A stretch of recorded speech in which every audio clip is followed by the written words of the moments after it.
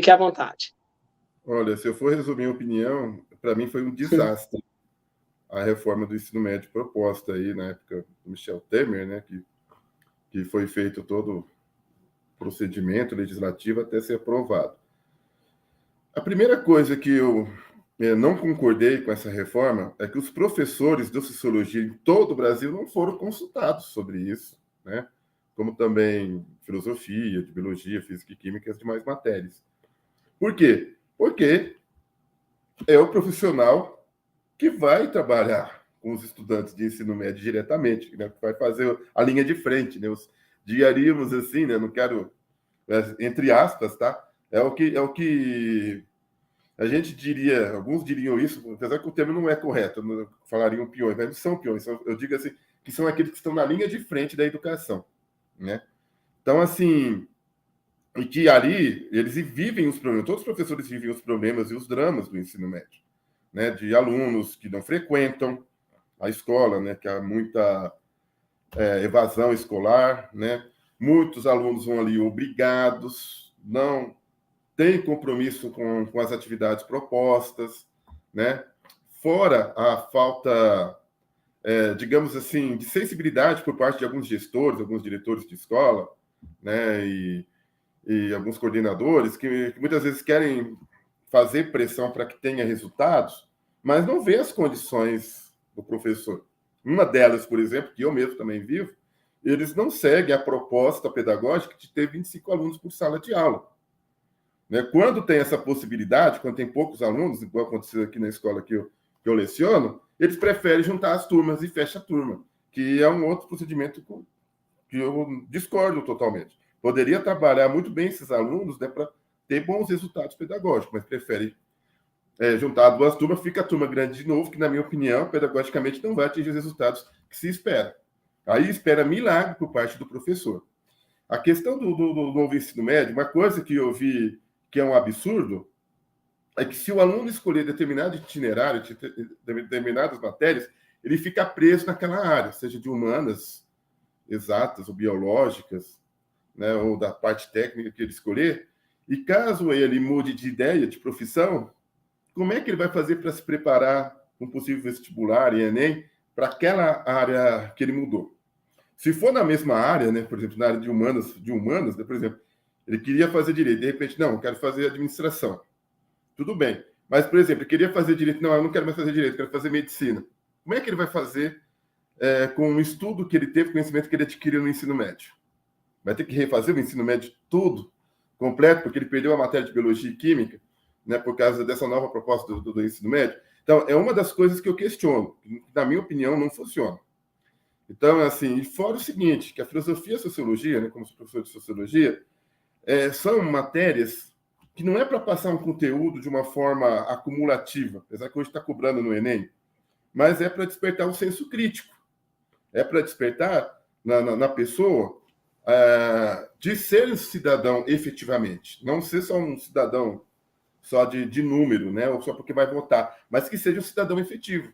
São as disciplinas que, na minha opinião, que estimula para isso. Fora história, um pouco de geografia, português, mas a filosofia e a sociologia são as que mais vão estimular o pensamento crítico, o senso crítico. Né? E a partir do momento que eles, de novo, querem tirar a obrigatoriedade dessas disciplinas que poderiam preparar os nossos adolescentes, né, não só para o mercado de trabalho, mas para a vida, né, como cidadão, não, querem retirar. Né? Aquela velha história, eles estão querendo, eles preferem que tenha uma educação financeira para se conformar com a situação que eles estão, do que questionar o sistema que eles vivem. Então, eu acho que tem que, na minha opinião, nem teria que ter suspendido, teria que ter revogado o ensino médio. Mas como eles suspenderam e colocou para estudos, comissão de estudos e para uma consulta pública, espero que essa consulta pública mostre, né, a direção que o governo tem que fazer com o ensino médio no Brasil e que seja, principalmente, os professores, os trabalhadores da educação, os mais ouvidos nesta possível aperfeiçoamento da reforma, né? Mas do jeito que está, na minha opinião, não tem como.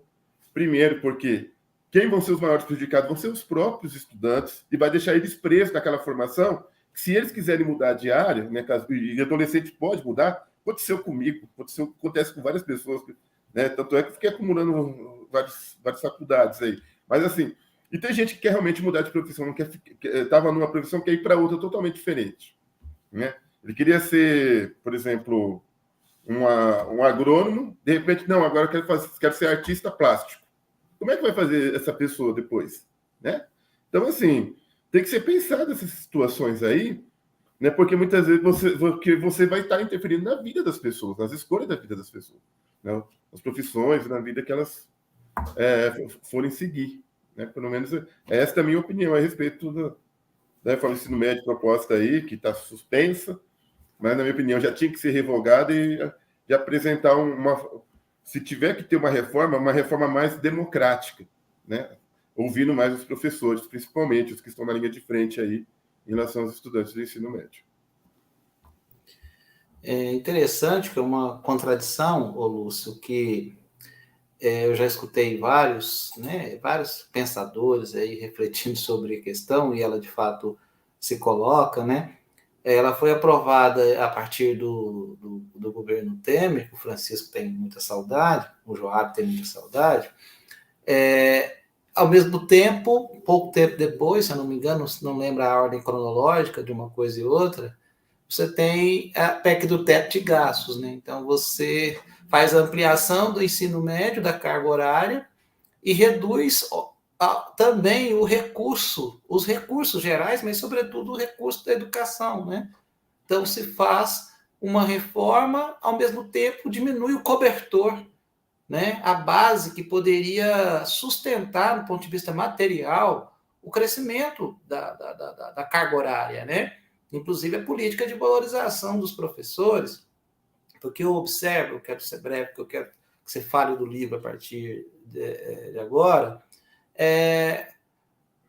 os conteúdos, essas coleções novas que têm vindo aí já há algum tempo, aí, coleções de livros aí, a partir dessa perspectiva do novo ensino médio, ela exige do professor minimamente preparo intelectual, leitura, né, reflexão, maturar as ideias, porque é uma outra concepção. Com dois cargos cheios e mais talvez algumas aulas particulares para sobreviver, como se preparar adequadamente, né? Temos de formação continuada, né? Como fazer a formação para trabalhar novas perspectivas. Então, se cobra algo que na prática é quase que impossível de ser feito. E outro detalhe, né? Que ela é gestada a partir de um neotecnicismo educacional de caráter neoliberal, né? Então, você quer privilegiar, no fundo, é aquilo que o mercado tem interesse, não aquilo que a escola tem que fazer com primordial, que é estimular o pensamento crítico, né? E não necessariamente, automaticamente, servir de base automática para o mercado.